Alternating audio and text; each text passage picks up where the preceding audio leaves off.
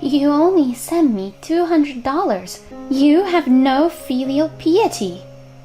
I don't need those pennies anymore. My mother-in-law laughed and told us so. At this point, I heard something snap inside me. I see. I guess I'll stop then.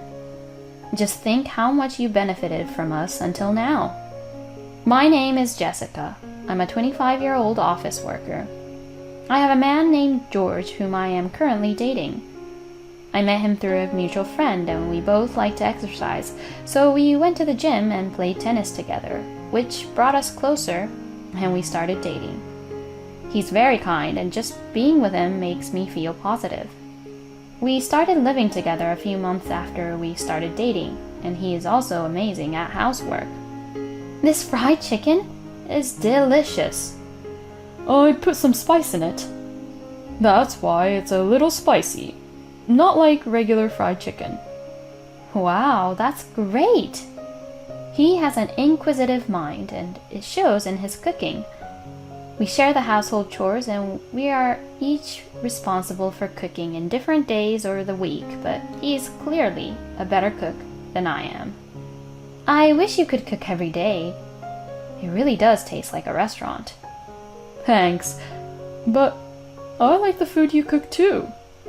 You make a really good gratin. My mom's gratin is a little too salty. I see. My parents too, their dishes are very flavorful. They use too much salt. That's right. On the other hand, some dishes are very light and tasteless, which my mom makes. It's hard to find the right amount of salt in cooking. We spent every day together, talking, eating, and relaxing. I knew that I would enjoy spending time with him for the rest of my life. And then one day, out of the blue, George proposed to me. Jessica, will you marry me? You are the only one I want to spend the rest of my life with. George. He pulled out a ring and showed it to me. I was so happy I cried. Yeah, of course, and accepted the proposal. I was really happy and experienced growth and happiness. My heart was filled with excitement at the thought of becoming the best couple we could ever be and building a warm home together. Then we reported our marriage to each other's parents. My parents loved George very much, and they got closer immediately. I also have a younger brother who is 5 years younger than me, and he also loves him. I always wanted a big brother, so I'm glad George is marrying my sister. They exchanged contact information and went to the batting center on their days off. So I was surprised at how quickly they got to know each other.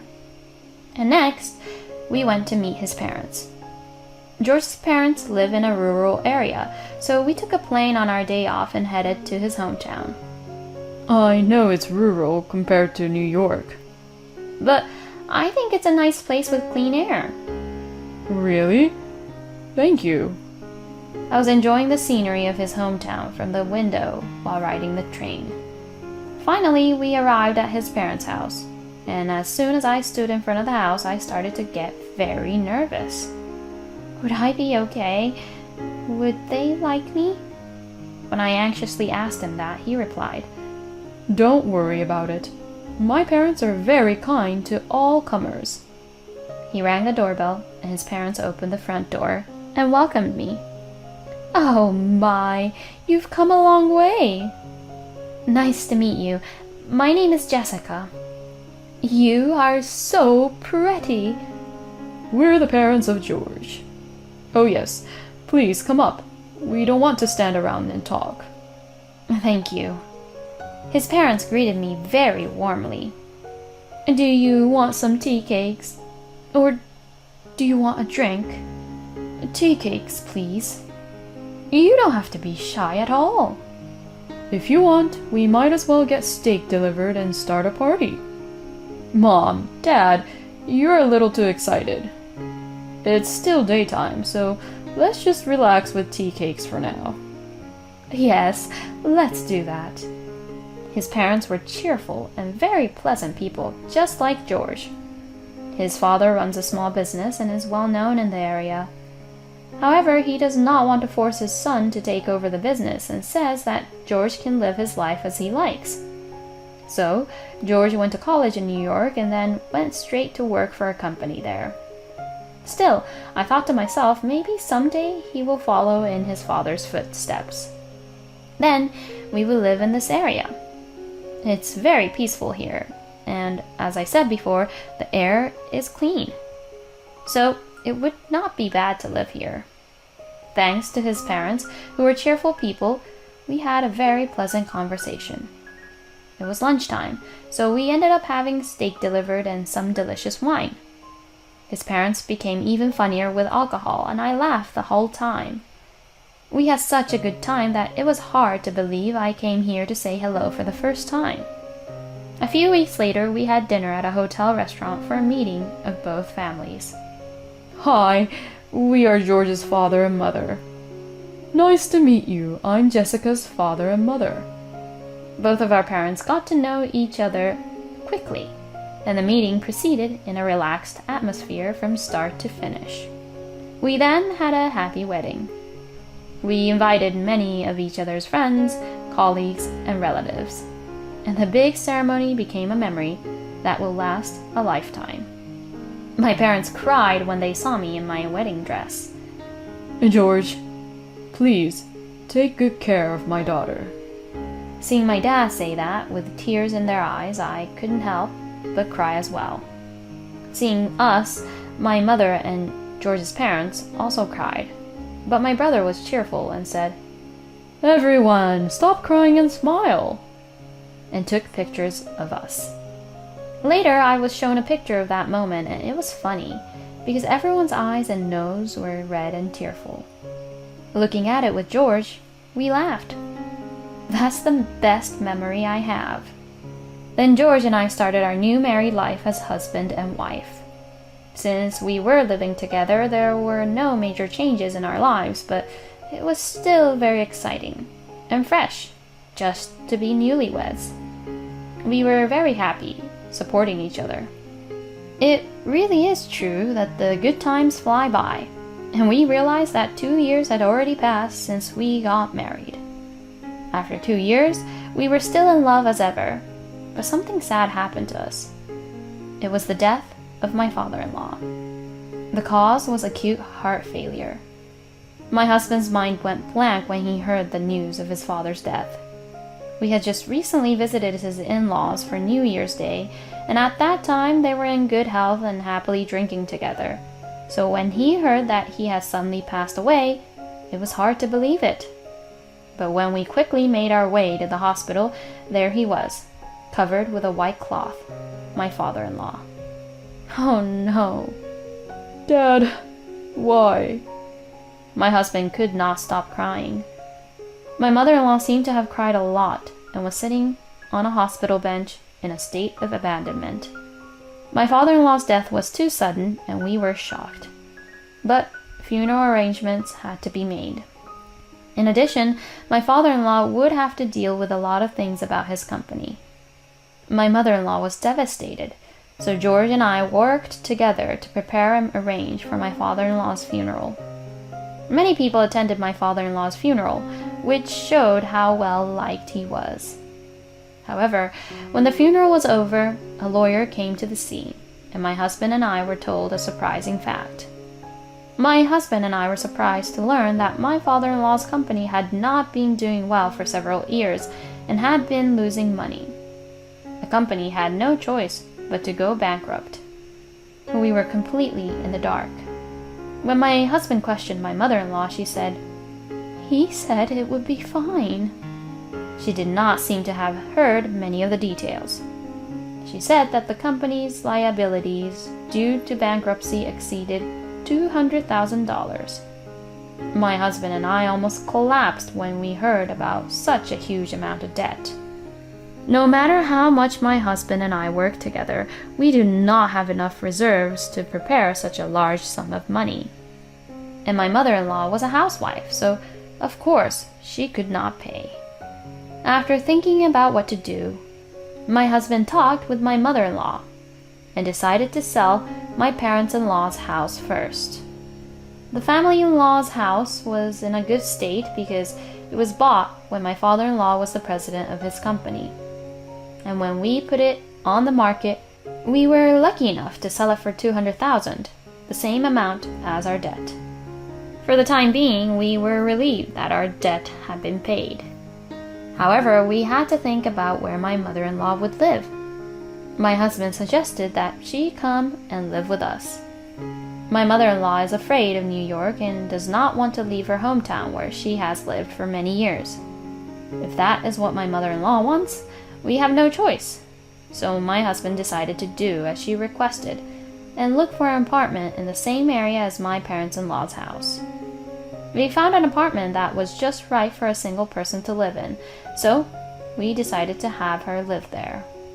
Thank you so much, Jessica and George. I don't know what I would have done without you two. Mom, don't worry. Yes, we are a family, and you can always count on us if you need help. Thus, my husband and I were relieved when we found a room for my mother-in-law to live in. We contacted my mother-in-law regularly after we returned to New York. Are you doing well? I'm fine. I'm sorry I made you send money to me. No, don't worry about it. I'm sorry that the amount is so small. No, don't say that. It is really helpful. Thank you so much. I'm glad you're pleased. If I get a decent amount of time off, George and I will come to see you. Okay, I'll look forward to it. My mother-in-law was very appreciative of us on the phone. My husband and I have been sending her $200 a month to help her make ends meet. My mother-in-law still has a few more years before she gets her pension. During that time, her life will be a little difficult, but it is still better than not sending money. That is why we sent money to her, although it was not much. After a few years passed, my mother-in-law started to receive a pension. This made her life somewhat easier. But my husband and I continued to send money to my mother-in-law. And I realized that 25 years had passed since I started sending money to my mother-in-law. I was 25 years old when my husband and I got married, but it has been 27 years since we got married, so I am now 52 years old. My mother-in-law, who gave birth to my husband when she was 20, is now 72 years old, and I felt that a long time had passed. And then one day I received a phone call from my mother-in-law. How are you? Jessica, I called you today to ask you for a favor. What is it?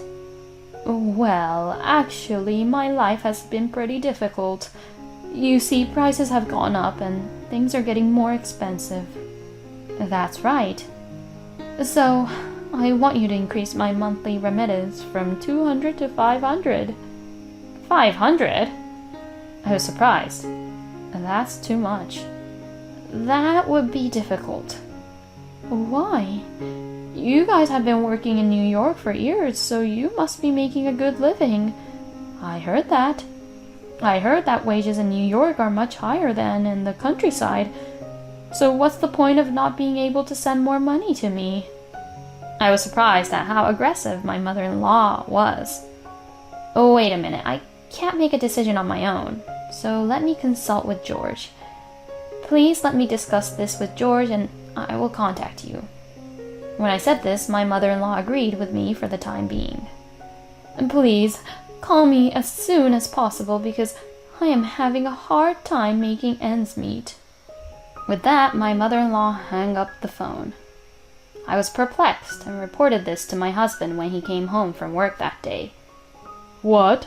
My mom said that? Yeah, she seemed a little different from the way she used to be.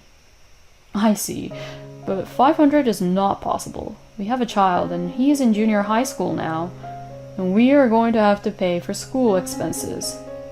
Yeah, we're still sending money to her even though it's pretty tight right now. I'll call my mom and let her know. Okay. My husband called my mother-in-law and explained that it would be difficult to raise the amount of money we send her, but she became angry as if she had lost her mind. Why can't you increase my allowance? You are my son. Normally, you would do as you say, out of filial piety. Calm down a little, will you? You are the one who is not making calm decisions, are you? We're on the edge too. You are getting a pension, and it must be not that tight for you. Even when my husband says so, my mother-in-law got angry and wouldn't listen to him, saying that life was tough. My husband was also upset by the change in my mother-in-law, but we did not raise the money we were sending her. Then my mother-in-law started calling me every day. The content was all about asking me to send more money. My mother-in-law called me a lot on my and my husband's phones, even during the daytime, without thinking about our convenience. Even if I ignored the calls, I couldn't focus on my work because of the devil's phone calls. And whenever I answered the phone, she would always urge me to increase her remittances. When I refused to increase her remittances, she would call me and say that I was a bastard, and that I should just lay down and die. She also seemed to be making a lot of calls over our phone at home, and she even asked my son, who answered the phone, for the money. Both my husband and I were mentally exhausted by my mother-in-law's persistence.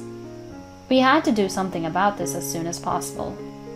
My husband and I decided to see my mother-in-law in person. We arrived at the station nearest the house where my mother-in-law lived, and we were suddenly accosted by an elderly woman about the same age as my mother-in-law. George, is that you? Hello, it's been a while. The woman who approached us was the mother of one of my husband's former classmates.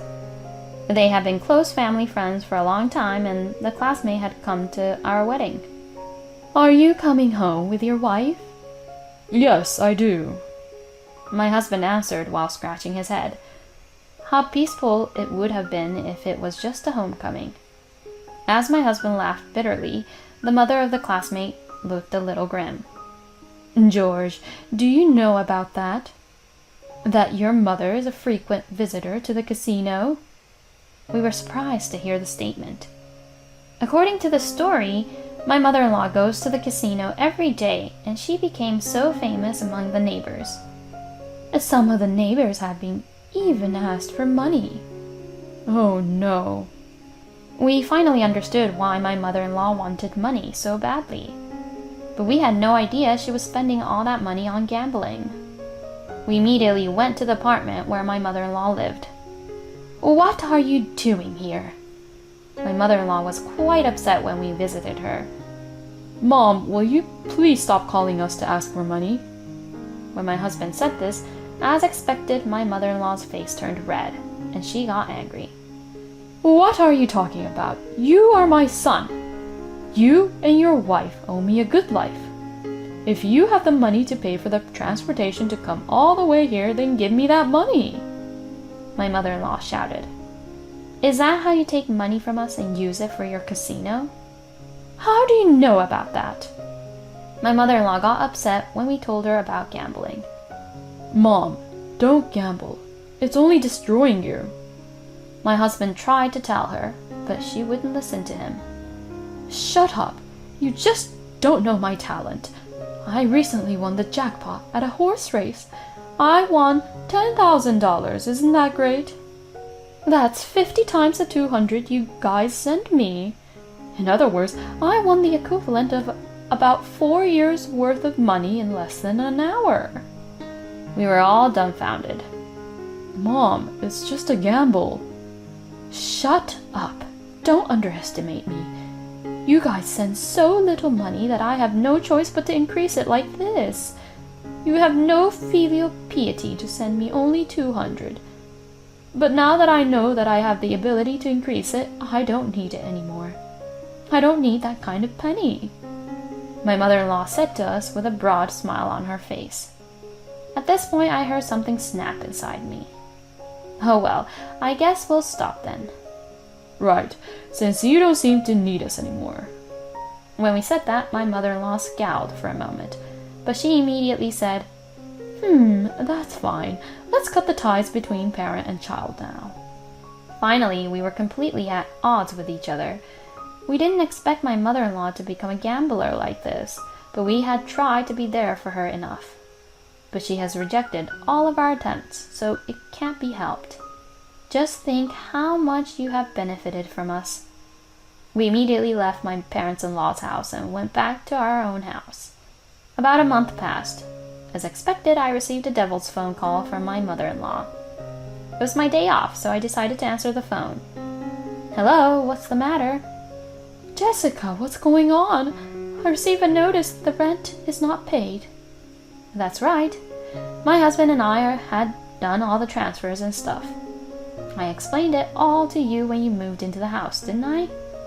We said we would pay the rent, utilities, water, etc. on your behalf. Really? What are you talking about? Didn't you ever wonder why you didn't have to pay rent or anything before? Well, I thought that was a welfare thing because I am low income. I'm so stunned. We were sending you $200 a month after we were responsible for the money that cost you over $1,000 a month. And you talk about it as if we didn't do anything, which is crazy. I'm sorry, Jessica. I completely forgot about that. I apologize, so can you send me $200 a month again? No, I don't send money anymore. Besides, now that you have the $10,000, you can live on it for a while, right? Well, that's the thing. I thought I could increase it a little more, so I put half of the $5,000 into horse racing, and it was gone in an instant. Really? But my husband has told me that I don't have to send money or support you anymore. There's no point in going any further. I have nothing to say to you, so I'm going to hang up now. Oh no, wait, Jessica. I hung up the phone without caring. Then I blocked her number. When I told my husband as he came home from work, he was stunned. I blocked the calls too, so you don't have to worry about it anymore, he said. Then, according to my relatives, my mother-in-law couldn't stop gambling, got into debt, and was evicted from her house because she couldn't pay the rent and other bills. She then turned to all her relatives, but they all rejected her, saying that no one wanted to keep such a gambler in the house. I don't know what my mother-in-law is doing now, but she may be being hounded by debt collectors. But it's none of our business anymore. It's all my mother-in-law's own fault. On the other hand, now that my husband and I no longer have to support my mother-in-law's lifestyle, we have more money to spare and can start saving for our son's future school expenses. We will continue to live in harmony and support each other as a family. Jessica and her husband have provided a great deal of support up until now, but she is a terrible mother-in-law to blame them and forget the benefits of that support. And she deserves it for getting addicted to gambling and getting into debt. I hope Jessica and her husband and son live happily together from now on.